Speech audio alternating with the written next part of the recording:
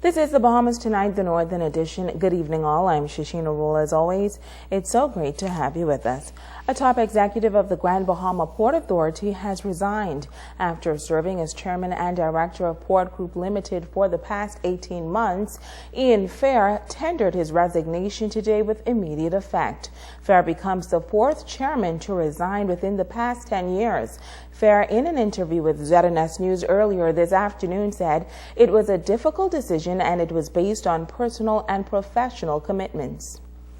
It became clear to me after the 18 months that for me to take it on the next level would require a considerable amount to reorganise the way the company operates and is administered would require a lot of hands-on from me. And frankly, I haven't got the time. It's as simple as that.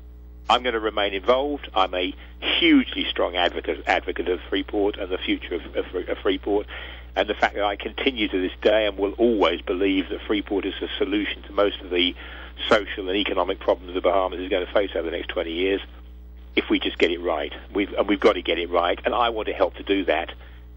But I'll do it in a different way. I'll do it from a sort of a roving ambassadorial role. But you know, it's just time to move on. Well, Fair was appointed to the post in August of 2011 and says he is satisfied that during his tenure he has improved the level of international marketing and corporate governance at the Grand Bahama Port Authority. He says the port is now better prepared to take on the challenges that lie ahead. He refutes any suggestion that his decision to leave is due to a lack of confidence. It's not a question of bailing out. It's a question of the fact that I've delivered. And if I didn't have all of these other commitments, would I be staying? The answer is yes. If there are those out there who want to say I bailed out, well, you know, they're all entitled to their opinion. Unfortunately, because of all of my other commitments, I just can't fulfill it. So I'm really, if you like, doing the honourable thing. I would say the opposite. I'm not bailing out. I'm doing the honourable thing of saying I'm not going to do half a job. Many people would. They want to stay on for the ego trip or whatever. I didn't take this job on for an ego trip. I took this job on because I wanted to make a difference, and I believe I have put in place the steps that will make a difference. I think we've made a difference in the 18-month period. Now, according to a press statement issued by the Grand Bahama Port Authority, there are no immediate plans to replace Ian Fair as chairman of the Grand Bahama Port Authority Limited and Port Group Limited. In other news, the government is expected to reveal the names of the candidates interested in operating the casino in Lucayas sometime this week. Treasure Bay is the current operator, but in February of this year, the company gave notice that its lease was about to expire, and then a search was on for a new operator. Government officials say they are hoping to attract a viable casino operator that could help to grow the island's tourism product. Now, the announcement of the new casino operator is set to complement the reopening of the 500-plus room Reef Village in mid-December. That resort is currently undergoing construction.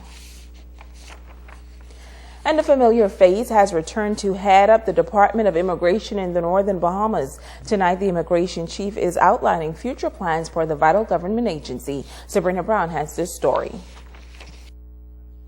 James T. Rolle has returned to the Department of Immigration as Assistant Director for the Northern Bahamas. He has more than 30 years in the business and served 7 years at the helm of that government agency from 2001 through 2008. Rolle says he has been given a mandate to create a better working relationship with the business community as it relates to foreign labor. What we are interested in doing is making sure, though, that the needs of these businesses are met, but at the same time that there is a complete transparency in the way businesses conduct themselves in terms of utilizing foreign laborers in the workforce. Rolle says he is also focused on ensuring that the Bahamianization policy is enforced. He says this is necessary as the local economy becomes more diversified and industries continue to expand. It has become so intricate that the original concept of Bahamianization, where you have a Bahamian understudy to a foreign worker, you cannot dwell on that anymore, because now you're talking about training a whole mass populace in terms of being skilled for certain categories of work. And so what you have at this point in time is a movement from a understudy, a Bahamian understudy, to a foreign worker, to a concept where you need to train a whole workforce for the industry. The immigration boss believes the business community is making efforts to comply with the department's policies. Our records reflect that quite a number of businesses have articulated and forwarded to us training plans for Bahamians. And in fact, many of them have identified Bahamians who are in training for certain positions. I believe where we are at this point is that we need to have more enforcement of the policies of the department, where we say we require businesses to train Bahamians. And in the past, I don't think there has been sufficient follow-ups to ensure that Bahamians are being trained. Sabrina Brown, ZNS Network News.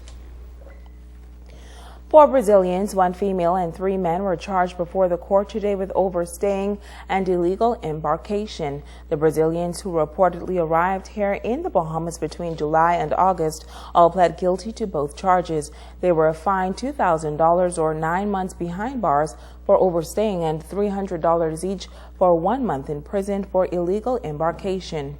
Now, reports say the Brazilians were found in a condo in the Tano Beach area yesterday. Now, this afternoon, an American man was charged with illegal landing and assisting the 4 Brazilians with illegal embarkation. 58-year-old Robert Timothy Briscasso of Florida initially pled not guilty to the charges, but he later changed his plea to guilty. Briscasso was given a fine of $4,000 or 3 years in prison on the assistance with illegal embarkation charge and $300 or 12 months in jail on the illegal landing charge. Once the fine is paid, the Florida man will be deported. Meantime, public school teachers are back in the classrooms today, but the dispute with the Ministry of Education appears to be far from over. This morning, union executives met at the Department of Labor for conciliation meetings in several disputes that have been filed against the Ministry of Education. Now, one of the disputes involved a situation at the Maurice Moore Primary School here in Freeport, where the union is calling for the removal of Mildred Roberts as principal of the Maurice Moore Primary School. The controversy centers around the management style of the principal. Union officials say the majority of the teachers says she's not good for education, but the director of education, Lionel Sands, says the principal is a high flyer in education and that she will not be reassigned. Stay with us. The Bahamas Tonight, the Northern Edition, continues right after this.